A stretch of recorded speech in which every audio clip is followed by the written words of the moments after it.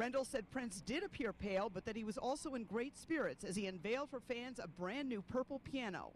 He seemed like a kid, like doing show and tell, and you could tell he really liked it.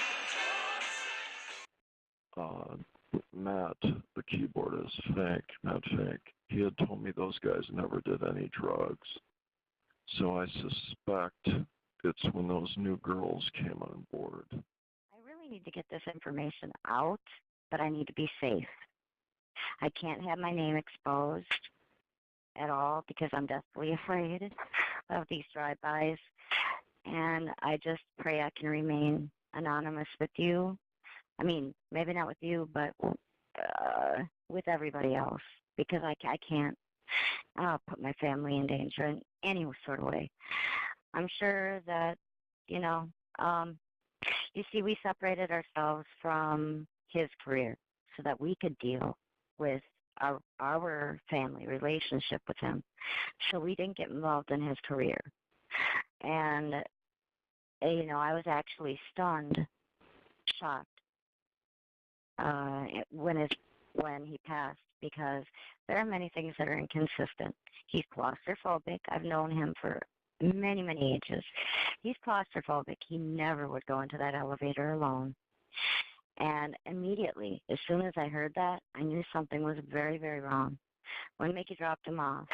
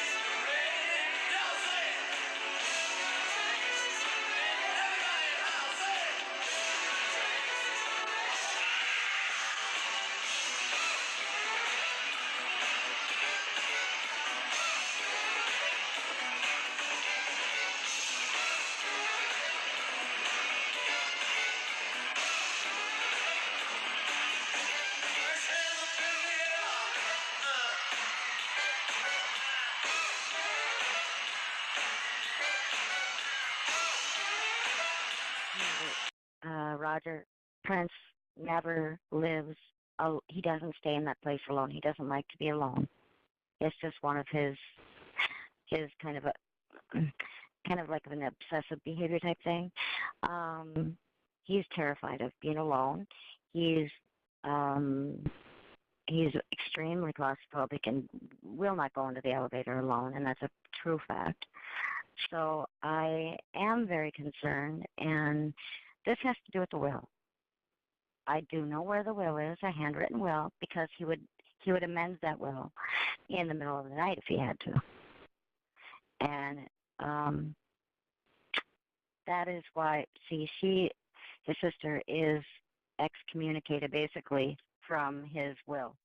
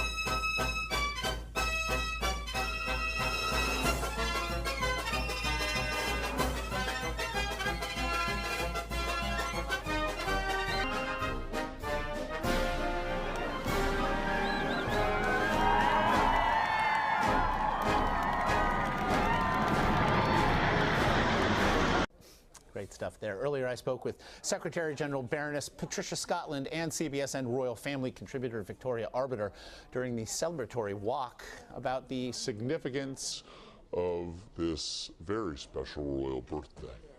The Queen is not only the Queen of the United Kingdom, she's also the Queen of the whole Commonwealth, the Queen of the whole Commonwealth, which is 53 countries. And it's extraordinary that for all her reign, she has dedicated herself to all those people. And now it represents about 2.2 billion people. So it's 1/3 of the world's population. And they'll be looking in those 53 countries and celebrating with her, because she has been loyal and caring. When she was 21, she dedicated her whole life to the Commonwealth. And she's done that, and it's been quite remarkable. And this dedication of service, Victoria, has not just marked her reign, but has endeared her now. To generations. And we were just talking before we went on. This, for all intents and purposes, for the vast majority of the Commonwealth proper, this is the only monarch they've ever known. That's absolutely right. I mean, there are vast numbers of people around the world that don't remember any other monarch, and I truly think that they believe she's just going to live forever because they can't imagine the Queen as not the head of state. But they hold her in a deep affection. We were talking before about how Scottish nationalists, when they looked to the referendum in 2014, they said, well, we want to be independent, but let's keep the Queen. To keep the Queen. Republicans have declared her to be untouchable. So I'm sure there's a lot of grumpy folk today that are having to recognise this day. But Republicans have declared her to be untouchable. So I'm sure there's a lot of grumpy folk today that are having to recognise this day. But really what it is for the Queen, for the country, for the Commonwealth, it's an opportunity to say thank you. Thank you for your service. Thank you for your commitment. Thank you for your duty. What do you make of the resonance here of what we're seeing right now? Well, I think really Americans look to the royal family and just see a living history, because that's what it is. The Queen is the 40th monarch. She's the 6th Queen since William the Conqueror took the crown over 1,000 years ago. That's our first William the Conqueror reference of the day. Yeah, that's the first one. I got the first one in. But really, when you start looking at that, and then we had this photograph released for the Royal Mail stamps a couple of days ago where you saw the Queen is number 40, Charles is 41, William 42, George is 43. George stands to be the first monarch of the 22nd century. So really we see history into the future. We look at the legacy of the Queen, and she'll be leaving the single greatest blueprint of any other monarch.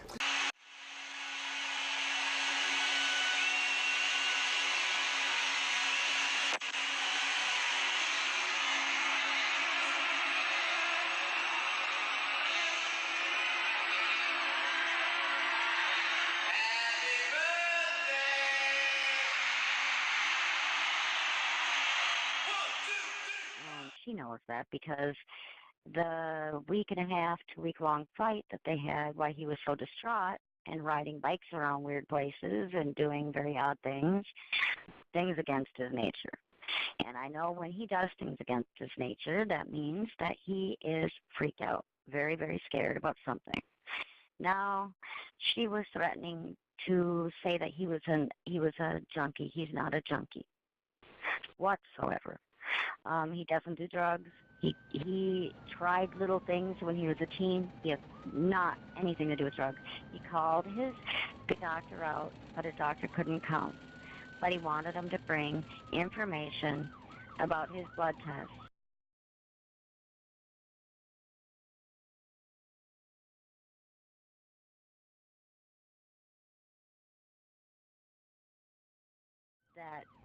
That would prove to her that he is no druggie, that he takes his medication properly.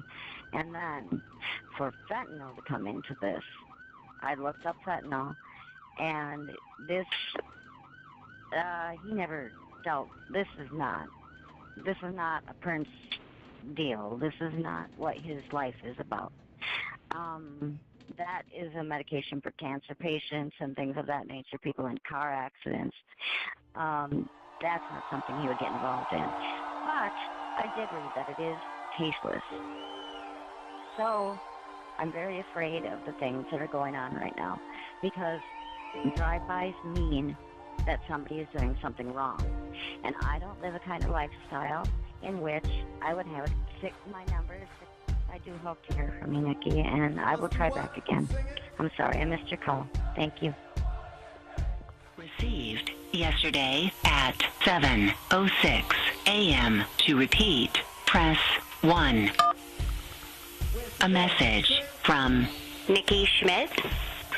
Hey, Chris, this is a message for you.